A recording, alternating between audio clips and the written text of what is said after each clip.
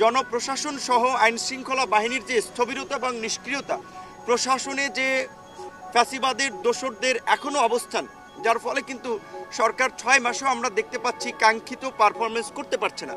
বিশেষ করে স্বরাষ্ট্র উপদেষ্টা কিংবা স্বরাষ্ট্র মন্ত্রণালয়ের কার্যক্রম নিয়ে জনমনে অসন্তোষ রয়েছে, রাজনৈতিক দলগুলো সেটি ব্যক্ত করেছে।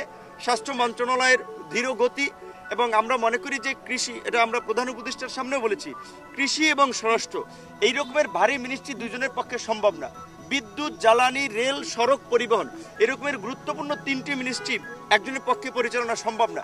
সেই ক্ষেত্রে আমরা বলেছি যে রাষ্ট্র রাজনৈতিক প্রতিষ্ঠান, রাজনীতিবিদদের ছাড়া রাষ্ট্র পরিচালনা সম্ভব নয়।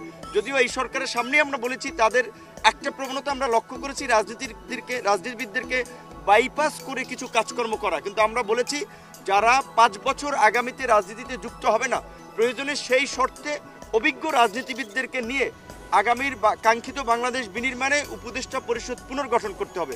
মোটামুটি এই প্রস্তাবনাগুলোই আমাদের জায়গা থেকে ছিল। এবং সংস্কারের প্রশ্নে প্রধান উপদেষ্টা এটা বলেছে, রাজনৈতিক দল এটা বলেছে যে আমাদের মতপথের ভিন্নতা আছে, তারা ওয়েবসাইটে সমস্ত প্রস্তাবনাগুলো দিবেন, সেখানে আমাদের যদি কোনো বিষয়ে অস্পষ্টতা থাকে সেটাও আমরা জানতে পারবো। তাদের সহযোগী টিম থাকবে।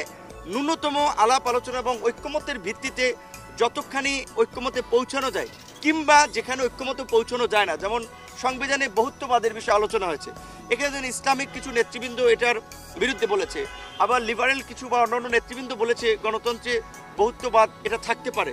কাজে তাহলে এখানে একটা জায়গা তো পৌঁছে দেবে। সেই আপনার বিষয়টা প্রধান উপদেষ্টার উপরে ছেড়ে দিয়েছেন যে নেগেটিভ অর্থে কর্তৃত্ববাদ নয়, কিছু ক্ষেত্রে লিড দেওয়া, সিদ্ধান্ত গ্রহণের ক্ষেত্রে প্রধান উপদেষ্টা সহ সরকারকে শক্ত ভূমিকা নিতে হবে দেশ, জাতি এবং আগামীর বাংলাদেশ বিনির্মাণের প্রয়োজনে। এই বিষয়ে সকলে মোটামুটি একমত হয়েছে। আশা করি খুব দ্রুতই অফিসিয়াল মিটিংয়ের মাধ্যমে এই সংস্কারগুলোর একটা বাস্তবায়ন আমরা দেখতে পাবো।